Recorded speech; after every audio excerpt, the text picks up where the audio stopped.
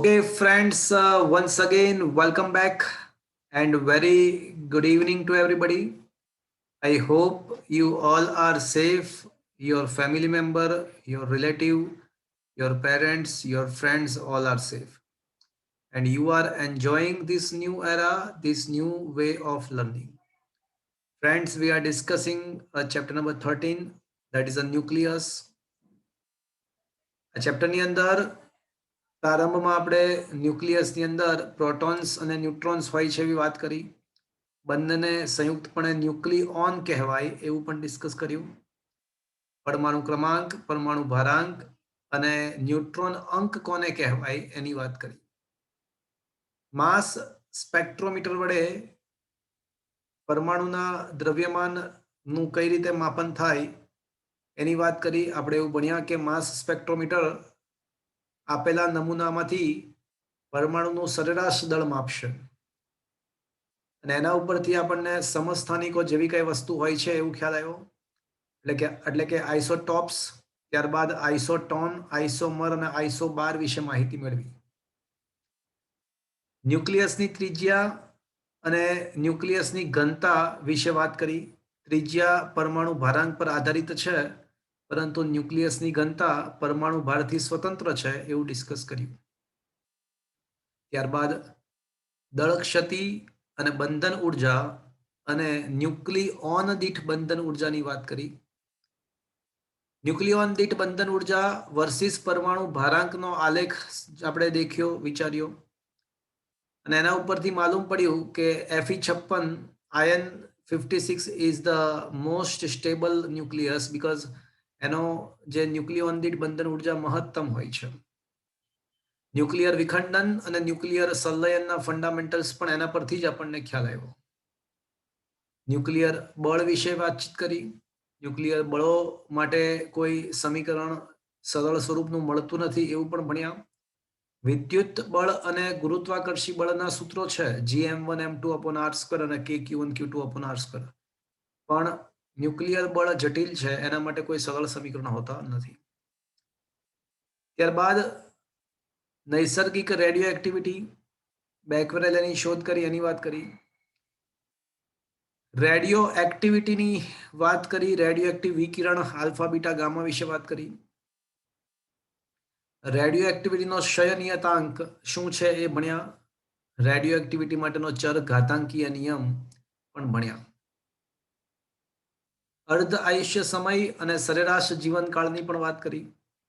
Nuclear પ્રક્રિયામાં કેટલી ઉર્જા ઉત્પન્ન થાય છે એ જાણવું હોય તો યાદ કરો, પ્રક્રિયકોનું દળ માઇનસ નિપજોનું દળ ઇન્ટુ c² કરો એટલે આપણને પ્રક્રિયાની મુક્ત થતી ઉર્જા મળી જાય. પણ જો આ ક્યુ પોઝિટિવ હોય તો એવું સમજવું કે ઉર્જા ક્ષેપક પ્રક્રિયા છે, ક્યુ નેગેટિવ હોય તો ઉર્જા શોષક પ્રક્રિયા છે એવું આપણે સમજી શકીએ.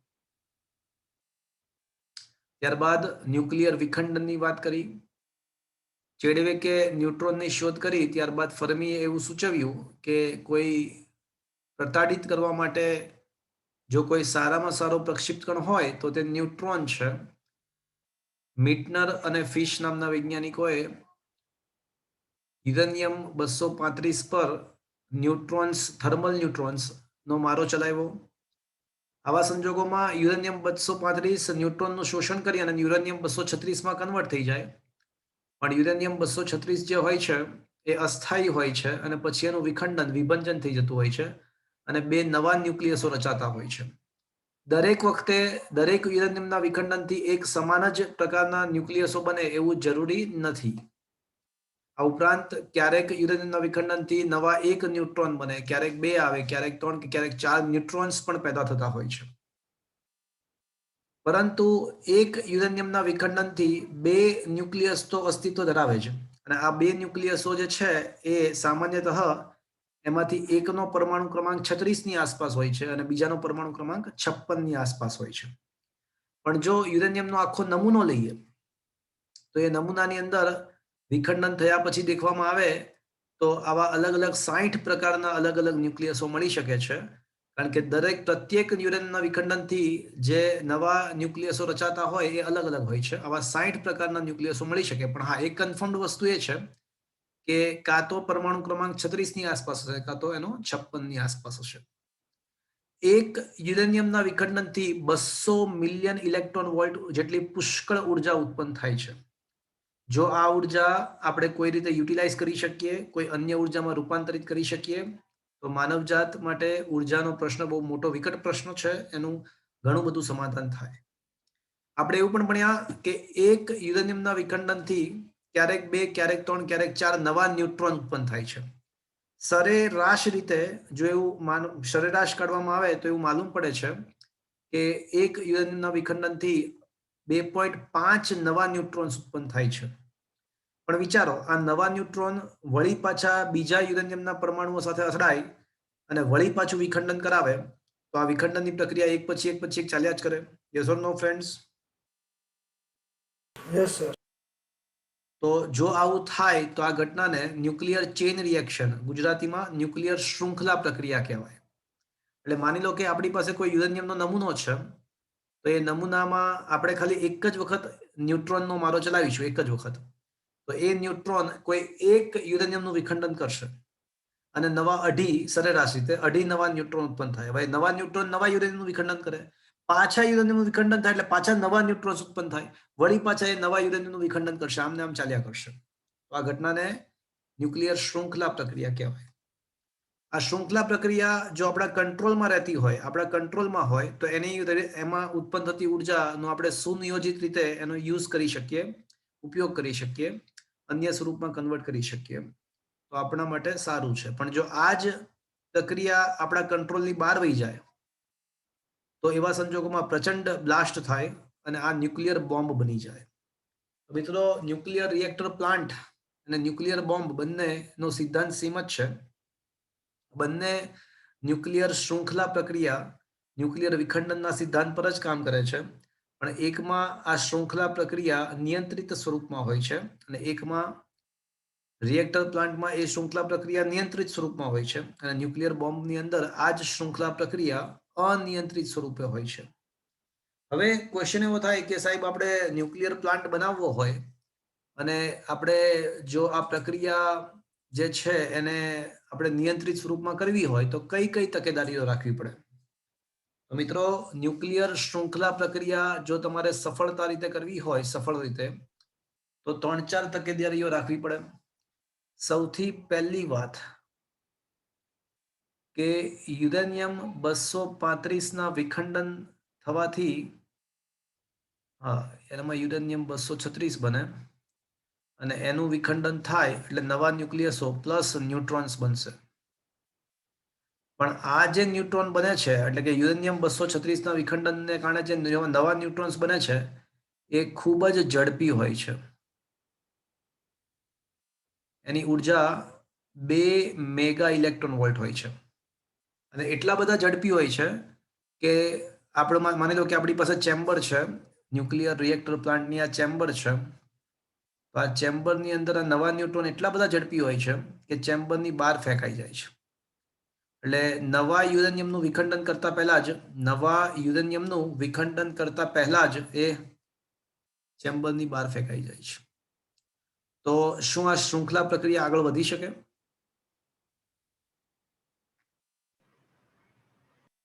એ ન્યુટ્રોન એટલા બધા ઝડપી છે કે નવા યુરેનિયમ સાથે ભટકાય પહેલા જ ચેમ્બરની બહાર નીકળી જાય છે. તો હું એવું કહું છું કે શું તો પછી શૃંખલા પ્રક્રિયા આગળ વધી શકે? ના વધી શકે. ના વધી શકે. એટલે સૌથી પહેલું કામ કે આ જે ન્યુટ્રોન્સ છે, જે ખૂબ જ ઝડપી છે, જેની ઉર્જા 2 મિલિયન ઇલેક્ટ્રોન વોલ્ટ છે, એને ધીમા પાડવા પડે, એને મોડરેટ કરવા પડે. મોડરેટ કરવું એટલે ધીમા પાડવું. એને મોડરેટ કરવા પડે, એને થર્મલ ન્યુટ્રોનમાં ફેરવવા પડે. થર્મલ ન્યુટ્રોન એટલે એવા ન્યુટ્રોન કે જેની ઉર્જા 0.04 માત્ર ઇલેક્ટ્રોન વોલ્ટ છે. અને આવા થર્મલ ન્યુટ્રોન છે ને, એ નવા યુરેનિયમનું વિખંડન કરવા માટે સક્ષમ હોય છે. આવા ઝડપી ન્યુટ્રોન કામ ના આવે.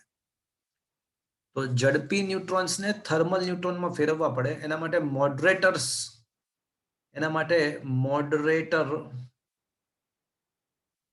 નામના દ્રવ્યો રાખવા પડે. સાદું પાણી એટલે કે H2O, ભારે પાણી એટલે કે D2O, ડ્યુટેરિયમ ઓક્સ. ગ્રેફાઇટ અને બેરેલિયમ વગેરે સારા મોડરેટર છે. એટલે આ મોડરેટરને કારણે શું થશે કે ઓલા જે ન્યુટ્રોન્સ છે ને જે ખૂબ જ ઝડપી છે એ ધીમા પડશે અને નવા યુરેનિયમ સાથે વિખંડન પ્રક્રિયા આગળ વધારી શકશે. આ ઉપરાંત આ જે ચેમ્બર છે ને એની જે સપાટી છે, આ ચેમ્બરની સપાટી પરાવર્તક રાખવામાં આવે છે.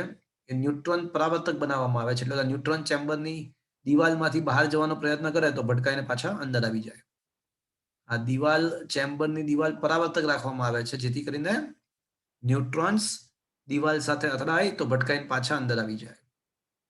તો આ રીતે ન્યુટ્રોન્સ નવા યુરેનિયમને વિખંડન કરવા માટે સક્ષમ બનશે. પહેલી વાત. બીજી વાત, અહીંયા આગળ પુષ્કળ ઉર્જા ઉત્પન્ન થાય છે કારણ કે એક યુરેનિયમના વિખંડનથી 200 મેગા ઇલેક્ટ્રોન વોલ્ટ ઉર્જા ઉત્પન્ન થાય. એટલે આ રીતે ઘણા બધા યુરેનિયમનું વિખંડન થયા જ કરે તો પુષ્કળ ઉર્જા ઉત્પન્ન થાય. તો આ ઉર્જાને કારણે તાપમાન ખૂબ જ વધી જાય છે. 10⁶ કેલ્વિન જેટલું તાપમાન વધી જાય છે.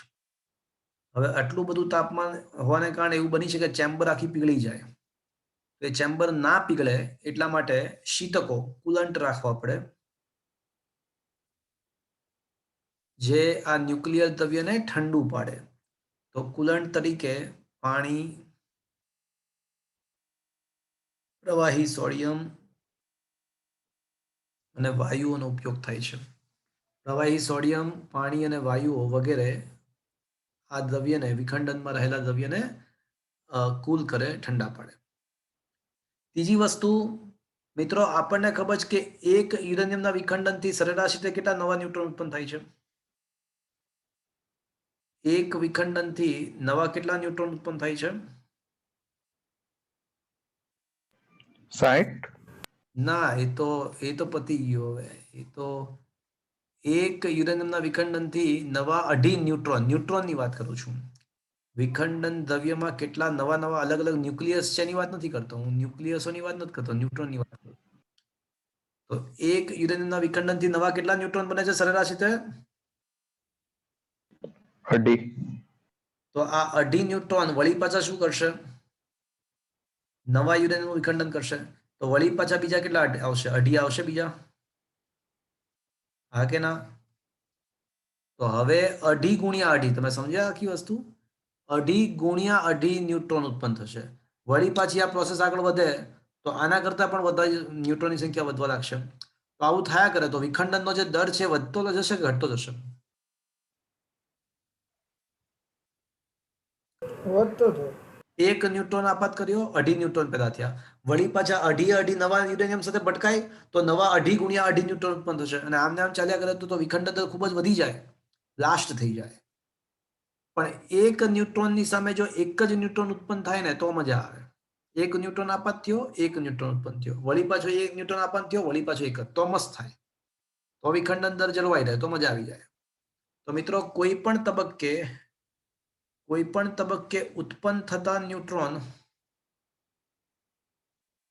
અને આપાત થતા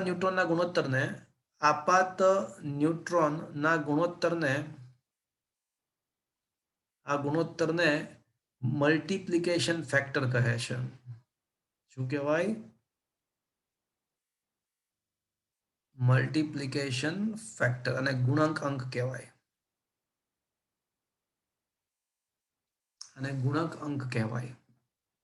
તો મિત્રો, આનું કેનું મૂલ્ય કેટલું હોય તો આપણને આદર્શ અવસ્થા રહે? કેનું મૂલ્ય કેટલું? 1. 1. અત્યારે તો કેનું મૂલ્ય 1 કરતા મોટું છે અને આવા સંજોગોમાં સુપર ક્રિટિકલ સિચ્યુએશન કહેવાય અને સુપર ક્રિટિકલ કહેવાય અને આવા સંજોગોમાં બ્લાસ્ટ થઈ શકે છે. કેનું મૂલ્ય 1 હોય તો એ આદર્શ અવસ્થા છે, પણ કેનું મૂલ્ય જો 1 કરતા ઘટી જાય તો શું થાય ખબર છે? તો ઉદ્ભવતા ન્યુટ્રોનની સંખ્યા ઘટતી જાય. તો આને સબ ક્રિટિકલ સિચ્યુએશન કહેવાય અને આવા સંજોગોમાં ધીમે ધીમે પ્રક્રિયા શું થશે? ધીમી પડશે. સ્ટોપ થઈ જશે. એટલે આ બે બ્લાસ્ટ થાય એ પણ ના ચાલે, આ પણ ના ચાલે. કેનું મૂલ્ય 1 થવું જોઈએ અને ક્રિટિકલ સિચ્યુએશન કહેવાય, અને ખાલી ક્રિટિકલ સિચ્યુએશન કહેવાય. અને કેનું મૂલ્ય 1 કરવા માટે નિયંત્રક સળિયાઓ રાખવામાં આવે છે. તો એ નિયંત્રક સળિયાઓ બોરોન અને કેડમિયમના બનેલા હોય છે. એ ન્યુટ્રોનને શોષી લે. એટલે જેવી ન્યુટ્રોનની સંખ્યા અમુક હદ કરતા વધે તો ચેમ્બરમાં નિયંત્રક સળિયાઓ દાખલ થઈ અને ન્યુટ્રોનનું શોષણ કરી લેશે. વળી પાછા ન્યુટ્રોનની સંખ્યા ઘટશે તો એ નિયંત્રક સળિયાઓ બહાર આવી જશે. તો આમ નિયંત્રક સળિયાઓ એની જાતે જ અંદર બાર થયા કરે અને ન્યુટ્રોનની સંખ્યાને કંટ્રોલ કરે, જેને કારણે વિખંડન દર પણ કંટ્રોલમાં આવે અને k નું મૂલ્ય 1 જળવાઈ રહે. Is that clear friends? તો ફાઇનલી એવું કહી શકાય કે ન્યુક્લિયર શૃંખલા પ્રક્રિયા સફળતાપૂર્વક કરવા માટે 3 વસ્તુની જરૂર પડે. કઈ કઈ 3 વસ્તુ? મોડરેટર્સ, કુલન્ટ અને કંટ્રોલ્ડ રોડ, નિયંત્રક સળિયાઓ. આ 3 રીત જો પ્રોપર રીતે કામ કરે તો આખી પ્રક્રિયા સફળતા રીતે થઈ શકે અને આપણને આ રીતે ન્યુક્લિયર પ્લાન્ટની અંદર પુષ્કળ ઉર્જા મળતી જાય અને આપણે એનો ઇલેક્ટ્રિસિટીમાં રૂપાંતર કરી શકીએ તો આપણને પુષ્કળ ઉર્જા મળી જાય. મિત્રો, નેક્સ્ટ ક્વેશ્ચન એ જ હતો કે ન્યુક્લિયર શૃંખલા પ્રક્રિયા સફળતાપૂર્વક થાય તે માટે કઈ કઈ તકેદારીઓ રાખવી પડે એની ચર્ચા કરો. છેલ્લે આપણે તમને યાદ હોય તો ક્વેશ્ચન નંબર 22 સુધી ડિસ્કસ કર્યું હતું. હવે ક્વેશ્ચન નંબર 23 જુઓ મિત્રો, એ જ છે ન્યુક્લિયર શૃંખલા પ્રક્રિયા એટલે શું, તેની સફળતા આડે આવતી મુશ્કેલીઓ અને તેના નિવારણ અંગે સમજૂતી આપો. શું લખ્યું છે? ધીમા ન્યુટ્રોન યુરેનિયમ 235 ના ન્યુક્લિયસની વિખંડન પ્રક્રિયા કરે તો ક્યારેક 1 અને ક્યારેક 1 થી વધારે ન્યુટ્રોન ઉત્પન્ન થાય છે. સરેરાશ રીતે 2.5 ન્યુટ્રોન ઉત્પન્ન થતા હોય છે. અપૂર્ણાંકનું કારણ એ છે કે ક્યારેક 3, ક્યારેક 4, ક્યારેક 2 ન્યુટ્રોન ઉત્પન્ન થતા હોય છે. ફર્મીએ સૂચવ્યું કે આ રીતે ઉદ્ભવતા ન્યુટ્રોન વડે જો વધુ યુરેનિયમ ન્યુક્લિયસનું વિખંડન ઉપજાવી શકાય તો વધારે ઉર્જા અને વધારે ન્યુટ્રોન મળી શકે અને આવી પ્રક્રિયાની હારમાળા જો થઈ જાય તો એને ન્યુક્લિયર શૃંખલા પ્રક્રિયા કહેવાય. આવી પ્રક્રિયાને યોગ્ય રીતે નિયંત્રિત કરી શકીએ તો આપણને ઉર્જા સતત મળતી રહે, જેનું ઉદાહરણ છે reactor plant, nuclear reactor plant. પણ જો એ ઇનકન્ટ્રોલ્ડ ફોર્મમાં થઈ જાય તો બ્લાસ્ટ થાય, વિસ્ફોટ થાય, જેનું ઉદાહરણ છે ન્યુક્લિયર બોમ્બ. એ આપણને ખબર છે. ન્યુક્લિયર શૃંખલા પ્રક્રિયાની સફળતા આડે આવતી મુશ્કેલીઓ અને નિવારણ વિચારીએ તો વિખંડન ન્યુટ્રોન ખૂબ જ ઝડપી હોય છે, 2 મેગા ઇલેક્ટ્રોન વોલ્ટ. એને દ્રવ્યમાંથી છટકી જતા અટકાવવા માટે થર્મલ ન્યુટ્રોનમાં ફેરવવા પડે અને ધીમા પાડવા માટે મોડરેટર્સનો યુઝ થાય. સામાન્ય પાણી, ભારે પાણી, ગ્રેફાઇટ અને બેરિલિયમ એ મોડરેટર્સ છે. ઉપરાંત ન્યુટ્રોનને છટકી જતા અટકાવવા માટે ચેમ્બરની દિવાલ પરાવર્તક સપાટી બનાવવામાં આવે છે. સેકન્ડ, પુષ્કળ ઉર્જા ઉત્પન્ન થાય છે. તાપમાન 10⁶ થઈ જાય છે, એટલે તાપમાન ઘટાડવા માટે, ઠંડુ પાડવા માટે પાણી, પ્રવાહી સોડિયમ અને વાયુ જેવા શીતકોનો યુઝ થાય છે. ન્યુક્લિયર શૃંખલા પ્રક્રિયામાં કોઈ પણ તબક્કે ઉદ્ભવતા ન્યુટ્રોન્સ અને આપાત થતા ન્યુટ્રોન્સના ગુણોત્તરને મલ્ટિપ્લિકેશન ફેક્ટર કહે છે. k બરાબર 1 થાય તો એ મજા આવે, પણ k નું મૂલ્ય 1 કરતા વધી જાય તો બ્લાસ્ટ થાય અને k નું મૂલ્ય 1 કરતા ઘટી જાય તો એને સબ ક્રિટિકલ સિચ્યુએશન કહેવાય. તો પ્રક્રિયા ધીમી પડીને અટકી જાય. k નું મૂલ્ય નિયંત્રણ કરવા માટે બોરોન અને કેડમિયમના સેલ્ફ એડજસ્ટિંગ સળિયાઓ રાખવામાં આવે છે. જો k નું મૂલ્ય 1 કરતા વધી જાય તો સળિયાઓ અંદર જઈને ન્યુટ્રોનનું શોષણ કરશે અને જો k નું મૂલ્ય 1 કરતા ઘટી જાય તો સળિયાઓ બહાર આવી જશે અને ગમે તેમ કરીને k નું મૂલ્ય 1 જાળવી રાખવાનો પ્રયત્ન કરશે. જો આ બધી જ જો વ્યવસ્થા સમાન રીતે થઈ, જો અત્યારે જે પણ ચર્ચા કરી એ બધી જ પ્રક્રિયાઓ બધી જ પ્રોપર રીતે આ બધું થઈ જાય તો આપણને ઉર્જા સતત રીતે આપણને મળ્યા કરશે. તો ક્વેશ્ચન નંબર 23 જે છે એ MCQ ના પોઈન્ટ ઓફ વ્યૂ તૈયાર કરવાનો છે. ક્વેશ્ચન નંબર 24 પણ માત્ર MCQ પોઈન્ટ ઓફ વ્યૂ તૈયાર કરવાનો છે. તો રિએક્ટર પ્લાન્ટ કઈ રીતે કામ કરે એ સમજાવવાનું છે. તો મારી વાત ધ્યાનથી દેખજો, સાંભળજો. આકૃતિમાં એક રિએક્ટર પ્લાન્ટની રેખાકૃતિ દર્શાવેલ છે અને આ જે છે એ પ્લાન્ટનો ગર્ભ ભાગ છે. આ ચેમ્બર છે ન્યુક્લિયર રિએક્ટર પ્લાન્ટની અને ચેમ્બરની અંદર યુરેનિયમના ગર્ભમાં ચેમ્બરની અંદર યુરેનિયમ બળતણ તરીકે યુઝ થાય, જેનું વિખંડન કરવાનું છે, એને બળતણ કહેવાય. તમે જોઈ શકો છો કે આ નિયંત્રક સળિયાઓ છે એ યોગ્ય સમય અંદર બહાર થઈને શું કરશે, કેનું મૂલ્ય 1 લાવવાનો પ્રયત્ન કરશે, 1 લાવવાનો ટ્રાય કરશે. અને આપણને ખબર છે કે આ પ્લાન્ટની દિવાલો કેવી હોય, પરાવર્તક, જેથી કરીને અંદરના ન્યુટ્રોન બહાર આવી શકે નહીં. તો મિત્રો અહીંયા આગળ આપણે એકવાર બહારથી ન્યુટ્રોન દાખલ કરશો એટલે અહીંયા વિખંડન થવાનું સ્ટાર્ટ થઈ જશે અને ભમાભમ ઉર્જાઓ ઉત્પન્ન થશે. હવે આ ઉર્જાને કારણે આ રિએક્ટર દ્રવ્ય ખૂબ જ ગરમ થશે. હવે અહીંયા આગળ એક પાઇપલાઇન છે જેની અંદરથી પાણી આવી શકે છે.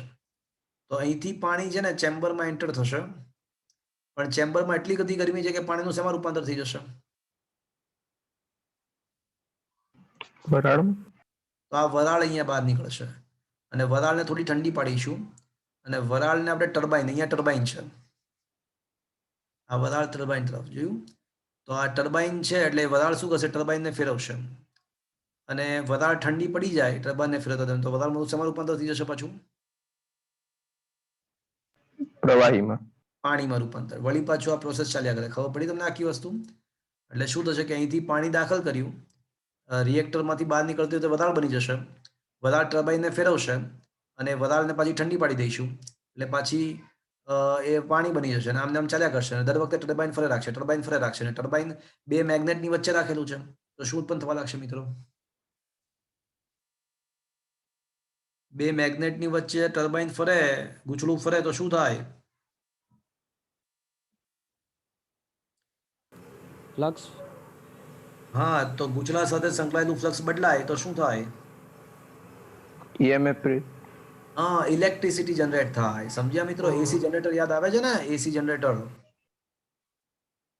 તો આ એસી જનરેટર આ રીતે જ તો કામ કરે છે. એટલે આ રીતે ન્યુક્લિયર પ્લાન્ટમાં ઉદ્ભવતી ઉર્જા પરથી આપણે જનરેટરને ફેરવી શકીએ છીએ અને પુષ્કળ ઇલેક્ટ્રિસિટી પેદા કરી શકીએ છીએ. Is it clear friends? તો આ રિએક્ટર પ્લાન્ટ કઈ રીતે કામ કરે છે ખ્યાલ આવ્યો મિત્રો? હા સર. તો મિત્રો આ ક્વેશ્ચન છે માત્ર સમજ માટે છે, ફટાફટ વાંચી લઈએ. ઉષ્મીય એટલે કે થર્મલ ન્યુટ્રોન વિખંડન પર આધારિત ન્યુક્લિયર રિએક્ટર પ્લાન્ટની આકૃતિ નીચે દર્શાવેલ છે. રિએક્ટર પ્લાન્ટનો ગર્ભ એટલે કે મધ્ય ભાગ ત્યાં આગળ ન્યુક્લિયર વિખંડનનું સ્થાન છે, એટલે કે ત્યાં આગળ યુરેનિયમ બધું મૂક્યું છે.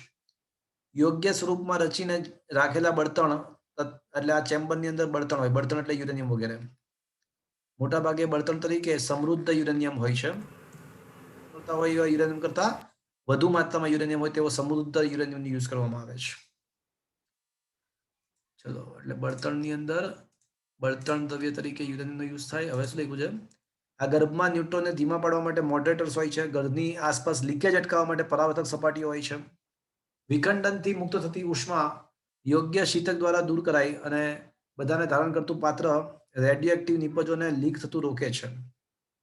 આ સમગ્ર તંત્ર માંથી નુકસાનકારક વિકિરણ બહાર ના આવે તે રીતે એને રક્ષિત કરવામાં આવે છે.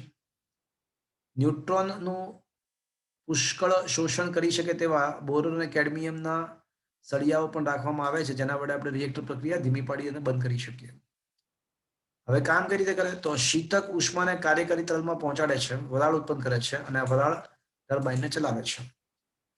કોઈ પણ પાવર રિએક્ટરની જેમ જ ન્યુક્લિયર રિએક્ટર પણ ખાસી માત્રામાં બિનઉપયોગી કચરો ઉત્પન્ન કરે છે અને આ ન્યુક્લિયર રિએક્ટર પ્લાન્ટમાં જે કચરો ઉત્પન્ન થાય રેડિયોએક્ટિવ હોવાથી જોખમી છે, એટલે નિકાલ માટે ખાસ કાળજી રાખવી પડે.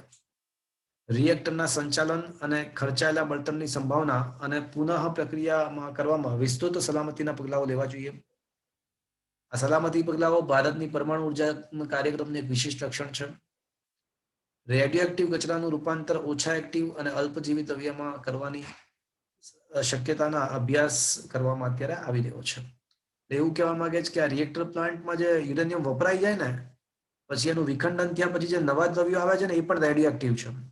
એટલે એ તો આપણા માટે કચરો છે, હવે એ તો બધું બળી ગયા પછીની વાત છે, પણ એ કચરો પણ રેડિયોએક્ટિવ છે. એટલે એનો નિકાલ કોઈ સારી રીતે કરવો જોઈએ, કારણ કે કિરણોત્સર્ગ રેડિયોએક્ટિવ વિકિરણ જો આપણા શરીરમાંથી પસાર થઈ જાય તમને ખ્યાલ છે કે ખૂબ જ હાનિ થઈ શકે, કેન્સર જેવા રોગો પેદા થઈ શકે. એટલે આ જે બળતણ છે એનો નિકાલ યોગ્ય રીતે કરવાની કાળજી રાખવી પડે એવી બધી વાતો લખી છે.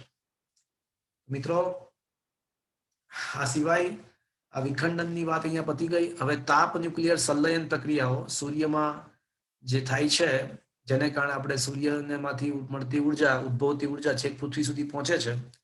તો એ સૂર્યમાં જે તાપ ન્યુક્લિયર સંલયન પ્રક્રિયા કઈ રીતે થાય છે બધી વાતો લખી છે, પણ એ કન્ટેન્ટમાં નથી એટલે એને કરતા નથી આપણે અત્યારે. અહીંયા આગળ ક્વેશ્ચન નંબર 26 25 અને 26 તમારા કન્ટેન્ટમાં નથી એટલે એની જરૂર નથી, અત્યારે કરતા નથી. અહીંયા તમારા ચેપ્ટરની થિયરીઓ સંપૂર્ણપણે ફિનિશ થાય છે.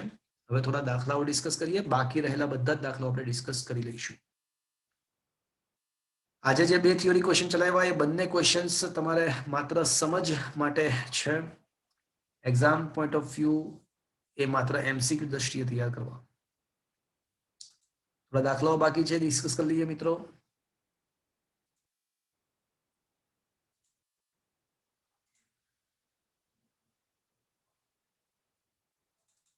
ઓકે મિત્રો, ઉદાહરણના 7 દાખલાઓ પૈકી આપણે 5 ડિસ્કસ કર્યા છે અને છઠ્ઠો ને 7મું ઉદાહરણ આપણા સિલેબસની અંદર નથી. 6th અને 7th ન્યુમેરિકલ ઓલરેડી કેન્સલ છે, એટલે ઉદાહરણના બધા દાખલાઓ ઓલરેડી ફિનિશ થઈ ચૂક્યા છે. સ્વાધ્યાયના દાખલાઓ આપણે અત્યારે ડિસ્કસ કરી રહ્યા છીએ. એમાં સ્વાધ્યાયના 1 થી 5 દાખલાઓ આપણે ઓલરેડી ડિસ્કસ કરી ચૂક્યા છીએ. છઠ્ઠો સ્વાધ્યાયનો જે દાખલો છે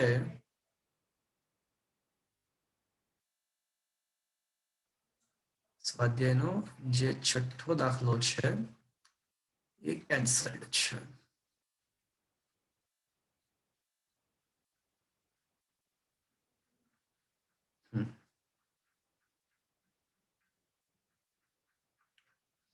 ચલો મિત્રો, સ્વાધ્યાયના 7મા દાખલા, 7મો દાખલો મેં તમને ગણીને આપ્યો છે, એના સ્ક્રીનશોટ મળી ગયા મિત્રો? 7મા દાખલાના સ્વાધ્યાયનો 7મા દાખલાના સ્ક્રીનશોટ મોકલી આપ્યા, તમે મળી ગયા છે મિત્રો? હા કે ના? હા સર. ચલો, સ્વાધ્યાયનો 8મો દાખલો છે. It is a very good question. શું તમારા મોબાઈલની સ્ક્રીન પર તમને ક્વેશ્ચન નંબર 8 દેખાઈ રહ્યો છે મિત્રો?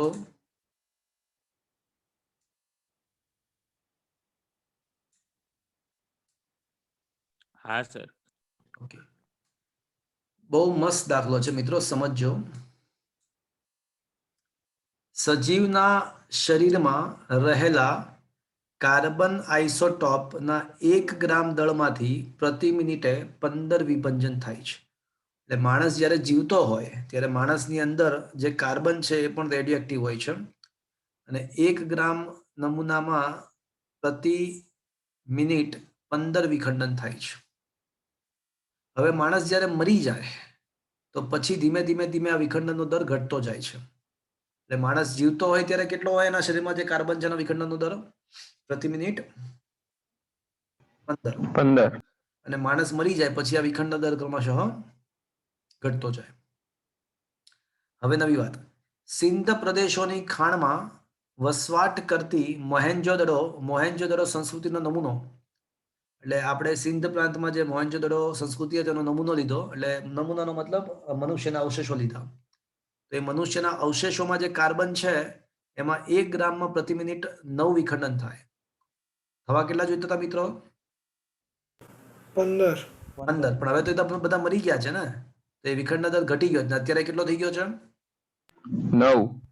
જ્યારે એ મોહેન્જોદડોની સંસ્કૃતિ જ્યારે જીવંત હતી તો ત્યારે એ જે સજીવો હતા તો એ જીવંત સંસ્કૃતિના શરીરમાં જે કાર્બન હતો એનો વિખંડન દર સ્ટાર્ટિંગમાં કેટલો હતો જ્યારે એ લોકો હતા ત્યારે?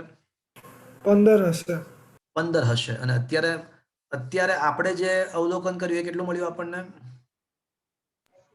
9. એટલે એનો મતલબ કે શરૂઆતમાં એ રેડિયો એક્ટિવિટી 15 વિખંડન પ્રતિ મિનિટ હતી અને અત્યારે એ અવશેષોમાં આપણને કેટલી મળી? તો 9 વિખંડન પ્રતિ મિનિટ મળી. તો ક્વેશ્ચન એવો છે કે આ સંસ્કૃતિ કેટલા વર્ષ જૂની હશે?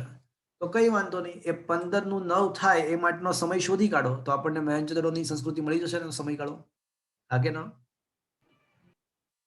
જ્યારે મોહેન્જોદડોની સંસ્કૃતિ હતી ત્યારે વિખંડન દર 15 હતો અને અત્યારે 9 મળ્યો, તો એ 15 માંથી 9 થયો એ સમયગાળો શોધી કાઢીએ તો એટલી જૂની મોહેન્જોદડોની સંસ્કૃતિ હશે એવું કહી શકાય મિત્રો? હા સર. હા સર. એટલે મિત્રો, ખતરનાક વસ્તુમાં શીખ્યા આપણે કે કોઈ પણ સંસ્કૃતિ કેટલી જૂની છે એ જાણવું હોય તો સિમ્પલ અત્યારે તેના અવશેષોમાં જે કાર્બન છે એનો વિખંડન દર શોધી કાઢો. સ્ટાર્ટિંગમાં તો 15 હોય ખબર જ હોય, એ નક્કી જ છે. જીવંત સ્વરૂપે હોય ત્યારે 15 જ હોય. અત્યારે કેટલો છે એ વિખંડન દર શોધી કાઢો અને પછી સમીકરણ વાપરો તો ઓટોમેટિકલી તમને એ સંસ્કૃતિ કેટલી જૂની છે ખબર પડી જશે. તો કઈ રીતે એક દાખલો ગણીએ એટલે ખ્યાલ આવી જાય. તો બહુ સરસ મજાનો કહી શકાય, કોઈ પણ સંસ્કૃતિ કેટલી જૂની છે એ જાણવાનો આ દાખલો છે. શું મિત્રો તમે જાણો છો કે I બરાબર I0 e raise to minus lambda t? हाँ sir. Okay. I9 I0 15 e raise to minus lambda t. હા, લેમ્ડા આપણને મળી શકે. ટાઉ હાફ આપણને આપ્યો. જો ટાઉ હાફ જે છે ને એ 5730 યર છે અને 1 યર એટલે છે ને 3.158 3.158 ગુણ્યા 10⁷ સેકન્ડ. તો હવે આપણને ખબર છે કે ટાઉ હાફ એટલે 0.693 અપોન લેમ્ડા. તો તમારે લેમ્ડા શોધવું હોય તો શું કરવું પડે? 0.693 અપોન ટાઉ હાફ. એટલે આ રીતે લેમ્ડા મળી શકશે આપણને. ઓકે, પણ આપણે અટક્યા છીએ અત્યારે અહીંયા આગળ. તો e raise to minus lambda t is equals to 9/15. તો e raise to plus lambda t equals to શું થશે? 15/9. 15/9. 5 તૃતીયાંશ એટલે 1.67 કહેવાય. 5 તૃતીયાંશ એટલે યસ ઓર નો? हाँ सर। હા સર. બંને બાજુ ln લેતા. બંને બાજુ ln લેતા. ચલો લીધું. હવે આપણને ખબર છે કે ln x raise to y તો ઘાત છે ને એ આગળ આવી જાય. ઘાત આગળ આવી જાય તો લેમ્ડા ટી આગળ આવી જશે અને ln e રહેશે. અને આ સાઈડ ln ને આપણે જો લોગમાં ફેરવવું હોય જમણી બાજુને તો શું કરશું? 2.303 અને log 1.67. ln ની કિંમત તો શું થાય મિત્રો? 1. 1 છે, એ તો આપણને ખબર છે. અને મિત્રો કોઈ પણ સંખ્યાનો લોગ કાઢવો હોય તો કેલ્ક્યુલેટરથી તમને આવડતું હશે. હું ના આવડતો શીખવાડું. તો સૌથી પહેલા એ સંખ્યા દબાવવાની, પછી એ સંખ્યા દબાવીને શું કરવાનું? 13 વાર વર્ગમૂળ કરવાનું. બરાબર છે મિત્રો? હા કે ના? हाँ सर। પછી -1 કરી અને ગુણ્યા 3558 કરવાનું. બરાબર ને? આવું છે ને? હા. તો આટલું કરશો એટલે તમને એ સંખ્યાનો લોગ મળી જશે. ચલો તમે કરો તો 1.67 દબાવો, 13 વખત વર્ગમૂળ દબાવો, -1 કરો અને ગુણ્યા 3558 કરો તો શું આવે જુઓ તો.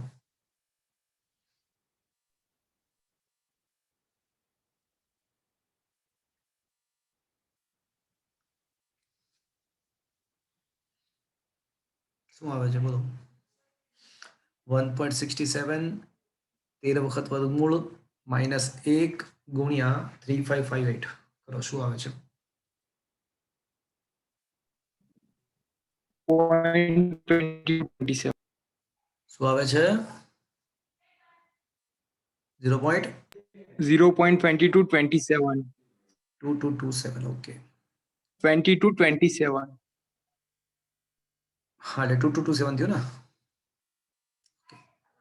હવે ટી બરાબર કરો ને 2.303 ગુણ્યા 0.2 અને ભાગ્યા લેમ્ડા. લેમ્ડા એટલે 0.693 અપોન ટાઉ હાફ. અને ટાઉ હાફ તો 5730 ગુણ્યા 3.158 ગુણ્યા 10⁷ કરો તો 2.303 ગુણ્યા 0.2227 ગુણ્યા 5730 ગુણ્યા 3.158 ભાગ્યા શું આવે છે? 13,394.45. ગુણ્યા 10⁷. અચ્છા, એક કામ કરીએ આપણે છે ને આને યરમાં ફેરવતા નથી, આમનામ જ રાખીએ છીએ. આપણે આને સેકન્ડમાં નથી ફેરવતા, યરમાં જ રાખીએ છીએ. તો પછી આપણો આન્સર પણ શેમાં આવશે? सेकंड। નહીં, સેકન્ડમાં ફેરવતા જ નથી, યરમાં જ રાખીએ છીએ. એટલે આ જવા દઈએ ગુણવાનું. ચલો હવે ખાલી ગુણો ને એટલે આપણો આન્સર યરમાં જ આવશે. કરો ને શું આવે જુઓ તો. હવે 2.303 ગુણ્યા 0.2227 ગુણ્યા 5730 ભાગ્યા 0.693 કરો તો હવે શું આવે છે? 4240.68. તો મોહેન્જો-દડોની સંસ્કૃતિ કેટલા વર્ષ જૂની હશે? 4240 વર્ષ જૂની હશે. શું મિત્રો આ સમજમાં આવ્યું તમને આ દાખલો? શું આ દાખલો સમજમાં આવ્યો? हाँ सर તો આ મસ્ત દાખલો કહેવાય. આપણે પૃથ્વી પર જ બેઠા બેઠા કોઈ પણ સંસ્કૃતિ કેટલી જૂની હશે એનો અંદાજ મેળવી શકીએ છીએ માત્ર રેડિયો એક્ટિવિટી પરથી.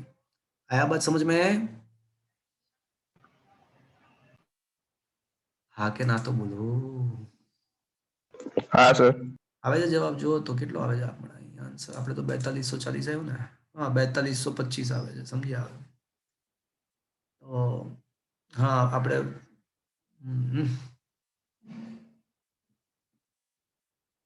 અહીંયા 22 હા બરાબર એક તો આવે છે. સર ઓલામાં 0.2227 લીધું હતું, અહીંયા 0.2219 છે. એટલે 0.2219 આવે. કારણ કે લોગ છે ને 67 નહીં 1.667 હતું. જો સમજ્યા? એટલે 5/3 છે ને 1.667 આવે છે. એટલે તેને ગણતરી ઓકે આપણે 1.67 લઈને કર્યું હતું એટલે થોડોક ફરક આવ્યો આપણા આન્સરમાં. Is that clear? ઓકે સમજમાં આવ્યું મિત્રો? Yes sir. 9, 10, 11 આપણો જે દાખલો છે એમાં જો થોડું કરેક્શન કરવું હોય તો આટલું કરી લેવાય. લોગ અહીંયા આગળ આપણે શું આવે છે 2227 આપણે શું આવ્યું હતું 2219. 2219 અને અહીંયા કરીશું આપણે 667.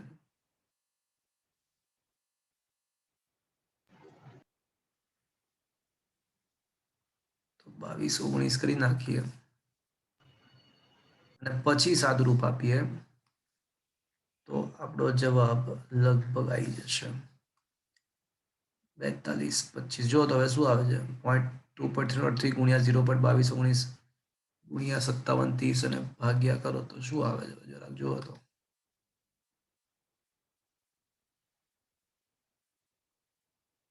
શું આવે? 4225.44 सर ઓકે ચલો તો આનો સ્ક્રીનશોટ તમને મોકલી દઈશ. ઓકે ચલો ક્વેશ્ચન નંબર 11, 12, 11, 9, 10, 11 થઈ ગયા છે. 12મો કેન્સલ્ડ છે. 13મા ક્વેશ્ચન પર આવી જાઓ. 13મો IMP. 13th question is a very very good question.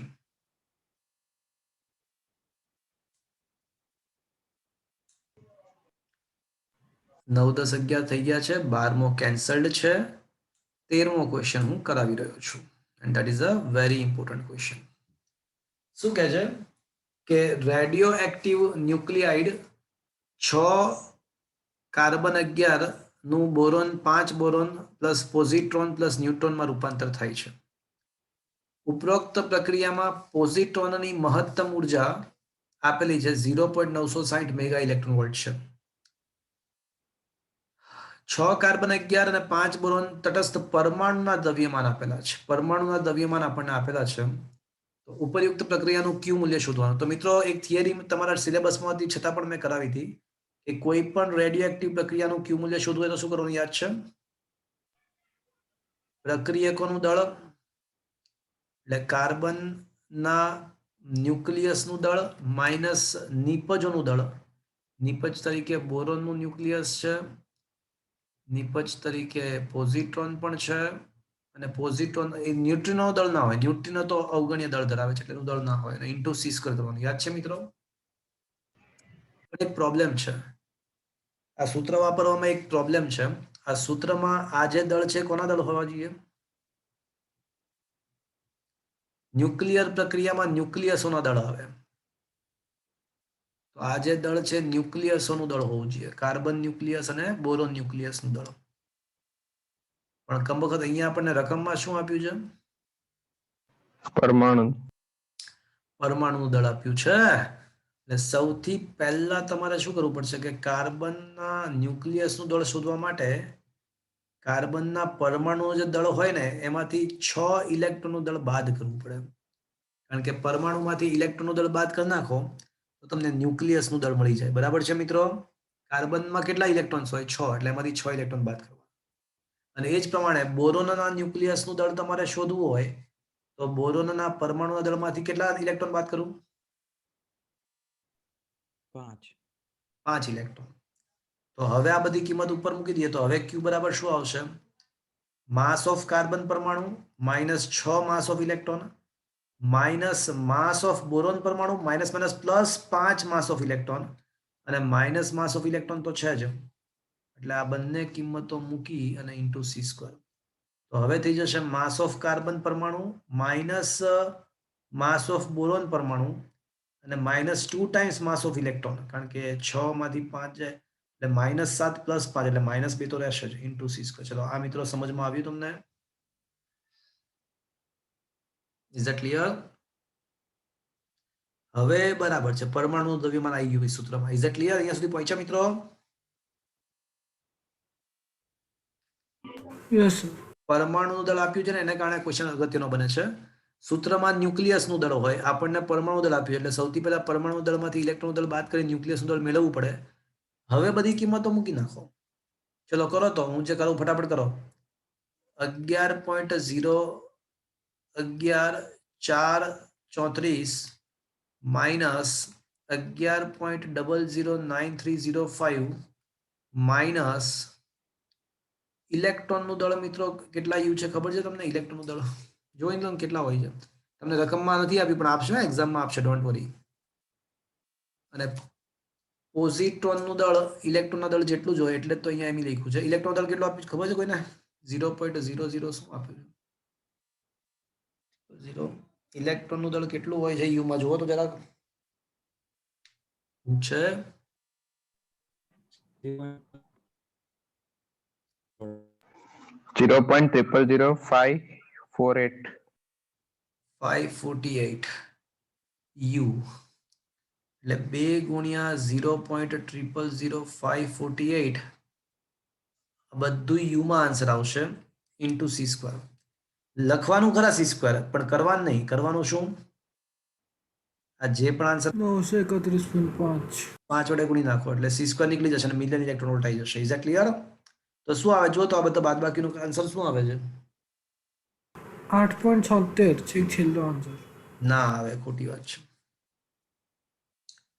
જો કરો ફરી 11.011.434 માઇનસ 11.009305 માઇનસ 0.000548 ફરી વાર માઇનસ 0.000548 એવું બે વખત માઇનસ કરજો એટલે 0.00 સમથિંગ આવશે. શું આવે જો તો? 0.000988. 0.0988 અને ગુણ્યા 931.5 0.9203. 3 પછી 22. 2 મેગા ઇલેક્ટ્રોન વોલ્ટ. એટલે આ પ્રક્રિયામાં કેટલી ઉર્જા મુક્ત થાય ખબર પડી તમને? 0.92032 મેગા ઇલેક્ટ્રોન.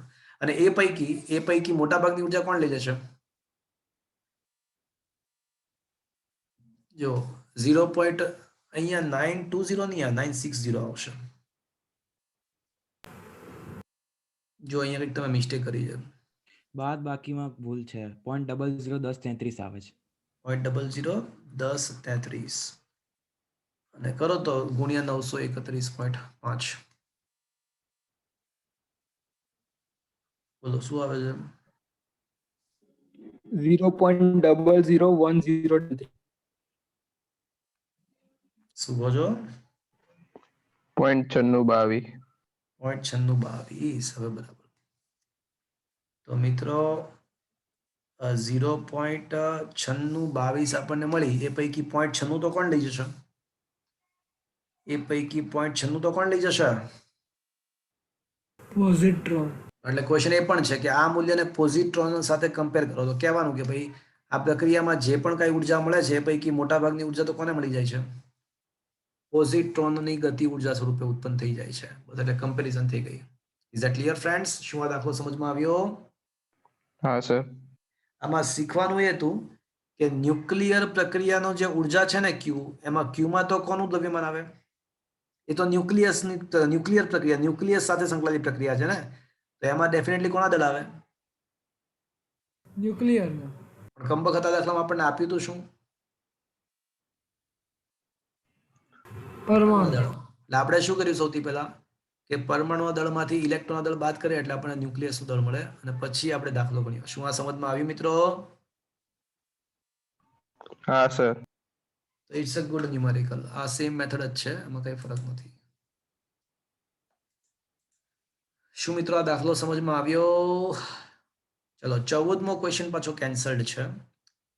15મા ક્વેશ્ચન પર આવી જાઓ. અને 15મા ક્વેશ્ચનમાં સારી બાબત એ છે કે આપણને કોના દ્રવ્યમાન આપ્યા જુઓ તો. ન્યુક્લિયસના. એટલે આમાં કોઈ ટેન્શન લેવાની જરૂર પડશે નહીં. તો ક્વેશ્ચન એવો છે કે બે પ્રક્રિયાઓ આપેલી છે, તો નક્કી કરો કે ઉષ્માક્ષેપક છે કે ઉર્જા શોષક છે. તો કઈ રીતે નક્કી થાય? ક્યુ શોધી કાઢવાનો, અને ક્યુ ધન મળે તો, उष्मा सेपक. અને ઋણ મળે તો. शोषक. શોષક તો સૌથી પહેલી પ્રક્રિયા દેખીએ તો એમાં પ્રક્રિયકોનું દળ એટલે mass of deuteron plus mass of tritium -2 times mass of the deuteron. Mass of proton 1h1 એટલે પ્રોટોન. તો પ્રોટોનનું દ્રવ્યમાન મિત્રો છે ને તમને રકમમાં નથી આપેલું, પણ એક્ઝામમાં આપશે. 1.00 કંઈક હોય છે, સમથિંગ યુ. એટલે આ પ્રોટોનનું દળ આપશે તમને.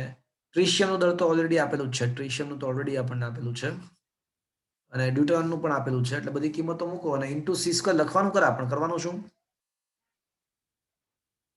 30.5. પણ કરવાનું 931.5. Is that clear? તો આ જે પણ આવે એને 931.5 વડે ગુણી નાખો. આન્સર કમ વખત નેગેટિવ આવે પેલા કિસ્સામાં. એનો મતલબ શું થયો? ઉષ્મા શોષક છે. અને બીજામાં શોધશો ને સેમ ટુ સેમ રીતે તો પોઝિટિવ આન્સર આવશે. શું કરાવવાની જરૂર લાગે છે મિત્રો આ દાખલો? ना सर. ચાલશે મિત્રો. Is that clear? Yes, sir. ચલો.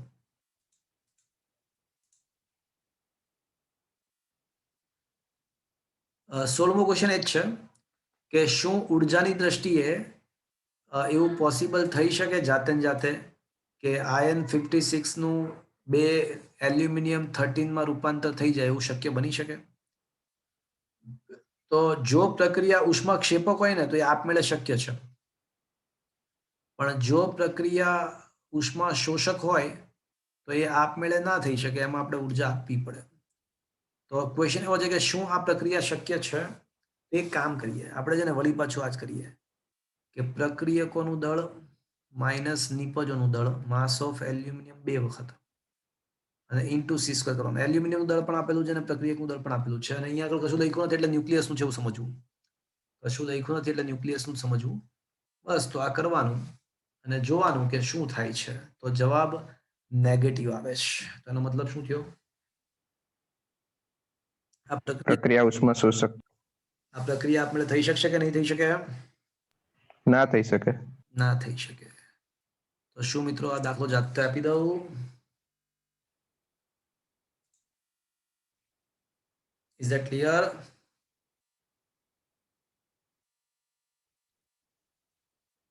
Is it understood? ચલો 17મો ક્વેશ્ચન પણ તમે જાતે કરી શકો એવો છે. ચલો તમે મને વિચારીને જવાબ આપજો ને જરાક, શું કરવું જોઈએ આમાં. રકમ વાંચો. એક પીયુ 239 ના વિખંડનથી 180 મેગા ઇલેક્ટ્રોન વોલ્ટ ઉર્જા મળે છે. તો 1 કિલોગ્રામના વિખંડનથી કેટલી ઉર્જા મળશે એવો ક્વેશ્ચન છે. એક પરમાણુના વિખંડનથી આપણને 180 મળે છે. એક પીયુ થી આપણને 180 મેગા ઇલેક્ટ્રોન વોલ્ટ જેટલી ઉર્જા મળે છે એક પીયુ થી. તો 1 કિલોગ્રામ વડે કેટલી મળે? તો સૌથી પહેલા આપણે શું કરવું પડે? 1 કિલોગ્રામમાં રહેલા પરમાણુની સંખ્યા શોધવી પડે. બસ તો પતી ગઈ વાત. તો 94 યુરેપીયુ 239 નો પરમાણુ ભારાંક 239 ગ્રામ પ્રતિ મોલ છે. તો આનો મતલબ શું થયો? 239 ગ્રામમાં 39 ગ્રામ એવોગેડ્રો અંક જેટલા પરમાણુ છે. એવોગેડ્રો અંક જેટલા પરમાણુ હોય. તો 1 કિલોગ્રામ અર્થાત 1000 ગ્રામમાં કેટલા પરમાણુ? તો મિત્રો આની પહેલા પણ વાત કરી હતી કે પરમાણુની સંખ્યા એટલે આપેલું દ્રવ્યમાન 1000 ગ્રામ ગુણ્યા એવોગેડ્રો અંક ભાગ્યા પરમાણુ ભારાંક કરો એટલે આપણને જથ્થો પરમાણુની સંખ્યા મળી જાય. એટલે 1000 ગુણ્યા 6.022 10⁻23 ઘાત ભાગ્યા પરમાણુ ભાર 239. એટલે આપણને પરમાણુની સંખ્યા મળશે. પછી જલ્દી કહેવાનું કે એક પરમાણુ વડે 180 મેગા ઇલેક્ટ્રોન વોલ્ટ મળે. તો ધીસ મચ પરમાણુ વડે કેટલી મળે? તો ધીસ મચ ઇન્ટુ 180. કરાવું કે ચાલશે હવે? ચાલશે સર. શું આ દાખલો ગણતા આવડશે મિત્રો?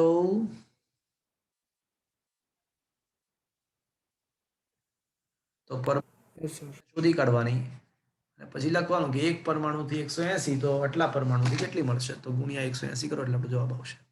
ચલો નેક્સ્ટ ક્વેશ્ચન. ક્વેશ્ચન નંબર 18 અને 19 આ બે પ્રશ્ન બહુ જ સરસ છે. હું આમાં થોડી અલગ મેથડથી કરાવું છું.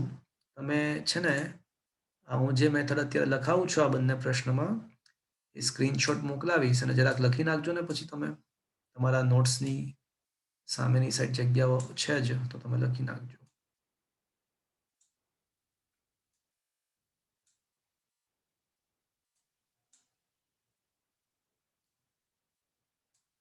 ચલો શું લખ્યું છે કે જેમાં બળતણ તરીકે 92 યુરેનિયમ 235 નો યુઝ થતો હોય તેવું 1000 મેગાવોટ પાવરનું ઉત્પાદન કરતું એક રિએક્ટર 5 વર્ષમાં બળતણનો અડધો જથ્થો આપે છે.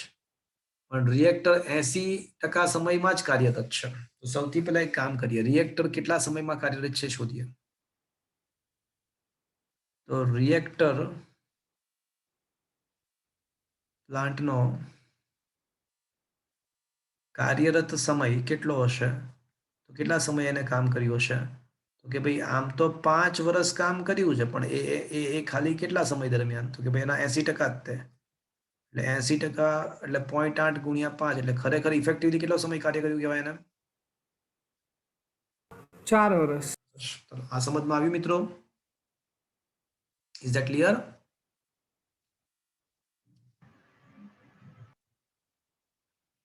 ધારો કે આ સમયમાં n યુરેનિયમ 92 યુરેનિયમ 235 નું વિખંડન થાય છે. તો ઉત્પન્ન થતી ઉર્જા કેટલી? ચલો તો U બરાબર કેનાય છે 200 મિલિયન ઇલેક્ટ્રોન વોલ્ટ ગુણ્યા કેપિટલ N. કારણ કે એક વિખંડનથી 200 મેગા ઇલેક્ટ્રોન વોલ્ટ ઉર્જા ઉત્પન્ન થાય છે. તો n પરમાણુઓ વિખંડન પામ્યા હોય તો ઉર્જા કેટલી મળશે? 200 મેગા ઇલેક્ટ્રોન ઇન્ટુ n થશે. હા કે ના? હા સર. 200 ગુણ્યા 10⁶ મેગા એટલે 10⁶ ઇલેક્ટ્રોન વોલ્ટ એટલે 1.6 × 10⁻19 ઇન્ટુ n જૂલ. તો ઉર્જા U બરાબર 3.2 ગુણ્યા 10⁸ 10⁻11 ઇન્ટુ જૂલ. ચલો હવે આપણને શું આપ્યું છે? પાવર આપ્યો છે.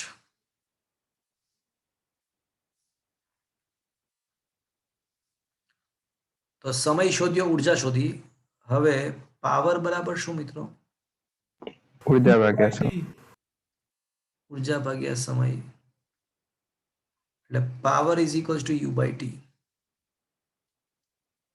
પાવર 1000 મેગા 1000 ગુણ્યા 10⁶ ઇઝ ઇક્વલ્સ ટુ ઉર્જા 3.2 ગુણ્યા 10⁻11 ઇન્ટુ n. અને સમય આપણને ખબર છે કેટલો છે મિત્રો? 4 વર્ષ. 4 વર્ષ. પણ 4 વર્ષ એટલે 4 ગુણ્યા 1 વર્ષ છે ને એટલે 3.158 ગુણ્યા 10⁷ સેકન્ડ. જો તો 1 વર્ષ બરાબર કેટલા સેકન્ડ થાય છે? જો તો દેખો છે કોઈ જગ્યાએ. Let me check. તો હા 154 છે. 3.154 છે. 3.100 એટલે 4 સેકન્ડમાં ફેરવી નાખ્યું મેં સમયને. એટલે 4 ગુણ્યા 3.154 ગુણ્યા 10⁷. તો મિત્રો પરમાણુઓની સંખ્યાને સૂત્રનો કરતા બનાવો તો 10⁹ થઈ જશે અહીંયા. 4 ગુણ્યા 3.154 ગુણ્યા 10⁹, 10⁷, 10�11, 20 ને 10 27 થશે. અને ભાગ્યા 3.2 કરો તો મિત્રો શું આવે છે? 4. 3.94. 154 કર્યું છે ને? 94 પછી શું આવે છે? 25. 2 ગુણ્યા 10⁻27 પરમાણુ. પણ મિત્રો એવું રકમમાં આપ્યું છે કે ખરેખર એટલા સમયમાં કેટલા પરમાણુ વિખંડન પામે છે?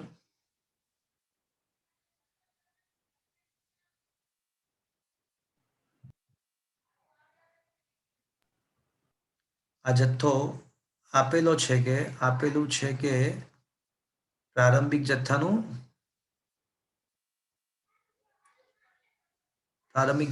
અડધો છે. રકમ આપ્યું છે મિત્રો. હા સર. તેથી પ્રારંભમાં કેટલો જથ્થો હશે? તેથી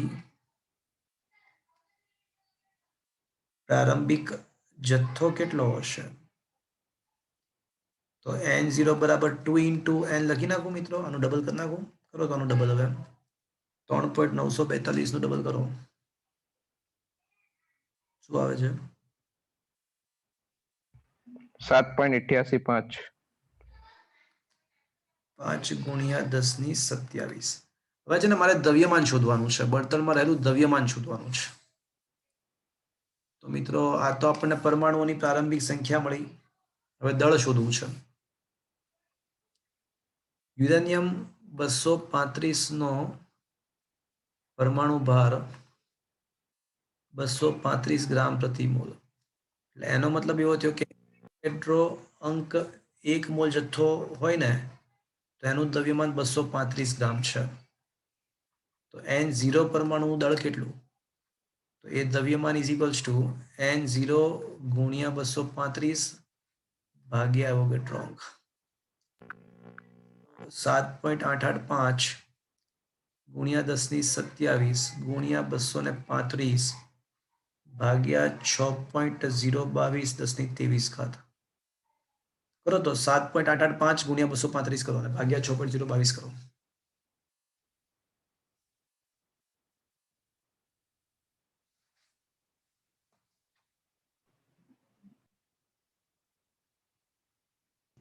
$307.70. 307.70 ગુણ્યા 10⁴ રહેશે ગ્રામમાં.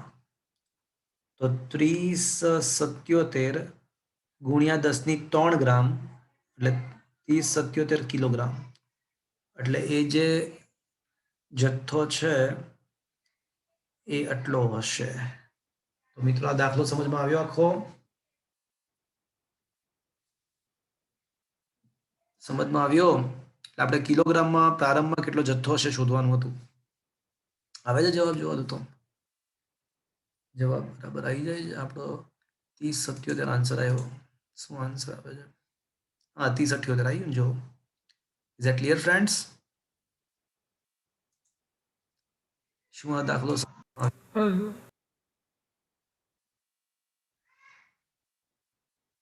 Is that clear? હા સર. તો મિત્રો અલગ રીતે ગણાવ્યો છે પણ થોડું મોટું છે પણ થોડો સરળ બનાવ્યો છે. મેં ખબર પડી મિત્રો? સૌથી પહેલા મેં સમય શોધ્યો, પછી ઉર્જા શોધી અને પાવર ઇઝ ઇક્વલ્સ ટુ ઉર્જા સમય પરથી પરમાણુઓની સંખ્યા શોધી. પ્રારંભમાં આના કરતા ડબલ હોય એ ડબલ કર્યા અને એના ઉપર દ્રવ્યમાન શોધી કાઢ્યું પ્રારંભિક. Is that clear? Yes sir. તો તો આ એક 18મો ક્વેશ્ચન અને એક 19મો ક્વેશ્ચન, આ બંને ક્વેશ્ચન થોડા તમારે થોડીક વાર એક બે વખત લખવા પડે એ ટાઈપના છે.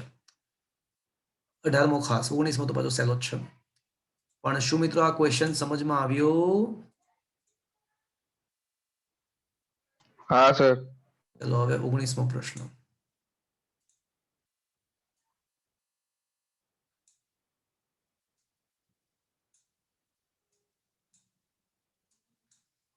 ચલો શું લખ્યું છે કે બે ડ્યુટેરોન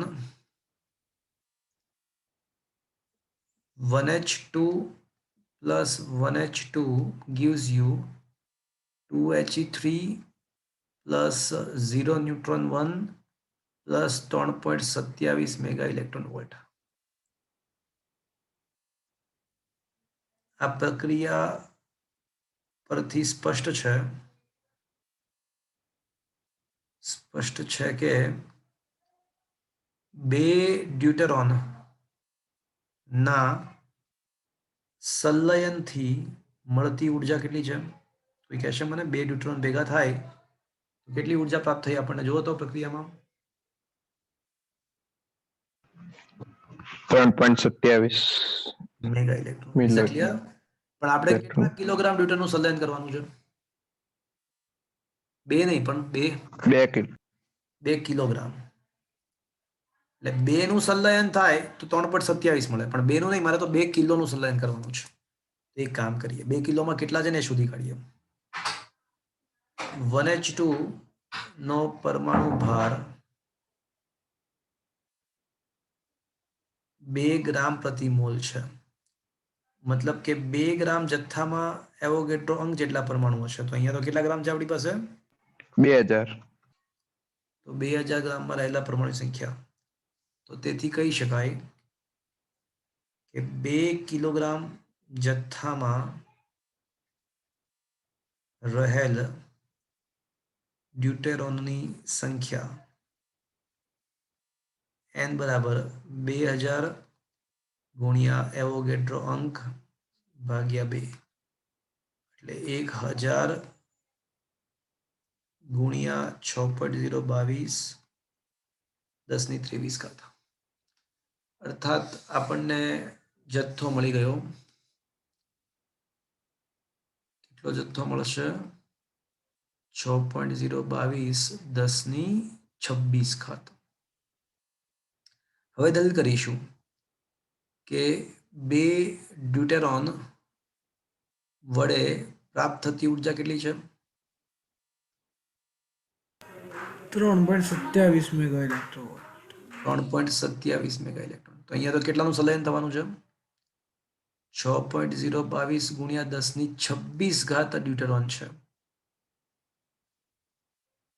તો એના વડે મળતી ઉર્જા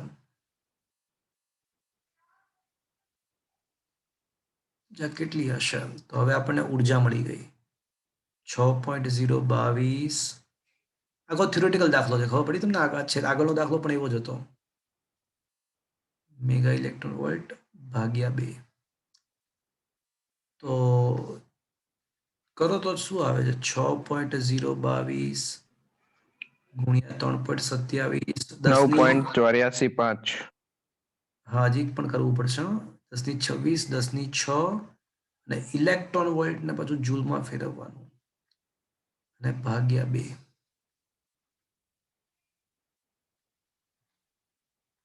ચલો હવે કરો તો 6.022 ગુણ્યા 3.27 ગુણ્યા 1.6 ભાગ્યા 2. 15.7535. 15.7535 અને ગુણ્યા 10 ની કેટલી? 6 ને 32 માંથી 19 જાય એટલે 10⁻13 રહેશે જૂલમાં. ચલો યુ મળી ગયું. હવે આપણને પાવર આપ્યો છે અને સમય પૂછ્યો છે. ઉર્જા મળી ગઈ, પાવર આપ્યો છે અને સમય પૂછ્યો છે. તો પાવર P બરાબર ઉર્જા ભાગ્યા સમય. તો સમય શોધવો હોય તો ઉર્જા ભાગ્યા પાવર. ઉર્જા 15.7535 10⁻13 ભાગ્યા પાવર 100. તો સમય કેટલા સમય સુધી બલ્બ ચાલુ રહેશે?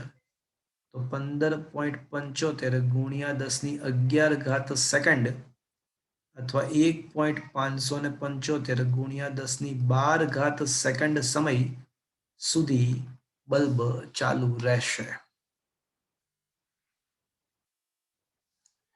આને જો તમારે યરમાં ફેરવવું હોય તો કરો ને 3.154 વડે ભાગો ને. 3.154 ગુણ્યા 10^7 એટલે 3.154 વડે ભાગો તો આને તો શું આવે છે?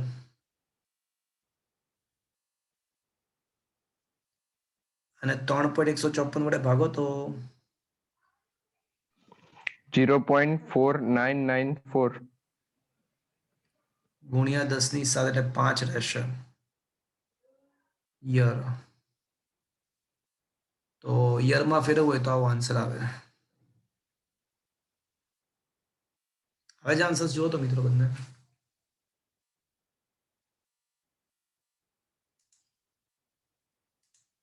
મેથડ અલગ રહેશે હશે થોડી, પણ આવે છે આન્સર 1.57 10^12 આવી ગયો ને, અને વર્ષમાં 49940 થઈ ગયું.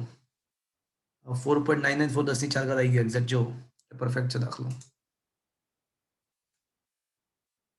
તો આ છેલ્લું સ્ટેપ ક્યાંથી આવ્યું મિત્રો? તો એ લખવું હોય તો લખી નાખીએ. ચલો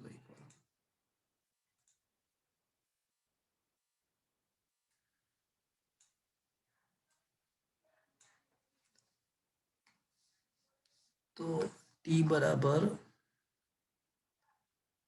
1.575 10^12 ભાગ્યા 3.1454 10^7 યર એટલે 0.4994 10^5 યર. ઓકે, તો આ થઈ ગયો તમારો ફાઇનલ આન્સર.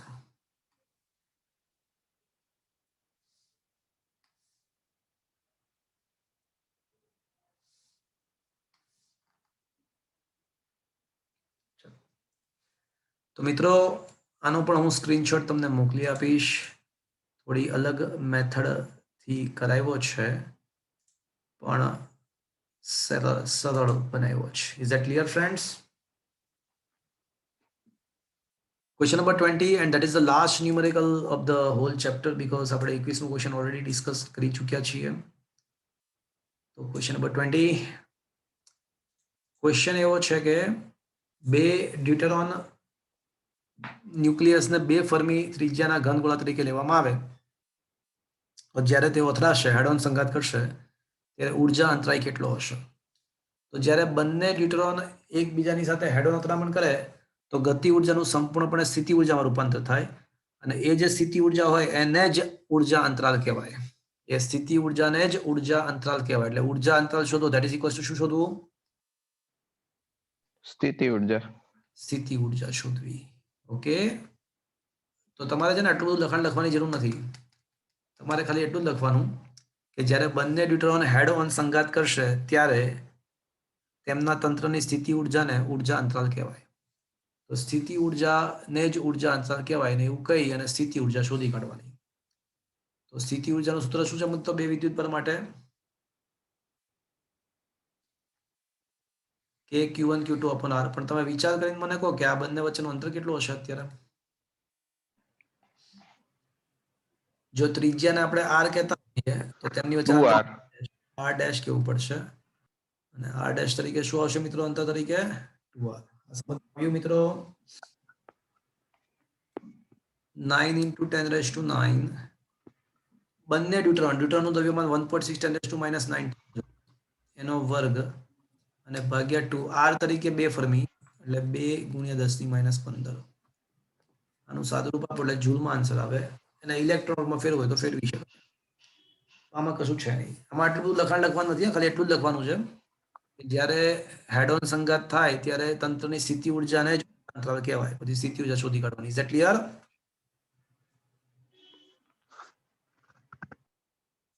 ઓકે, હા સર. તો મિત્રો 21મો ક્વેશ્ચન ઓલરેડી આપણે ભણી ચૂક્યા છીએ. તો આ ચેપ્ટરના બધી જ થિયરીઓ અને બધા જ દાખલાઓ અહીંયા આગળ સમગ્રતયા ફિનિશ્ડ થાય છે. આ ચેપ્ટર અહીંયા ફિનિશ થાય છે. આજનો લેક્ચર પણ અહીંયા ફિનિશ થાય છે.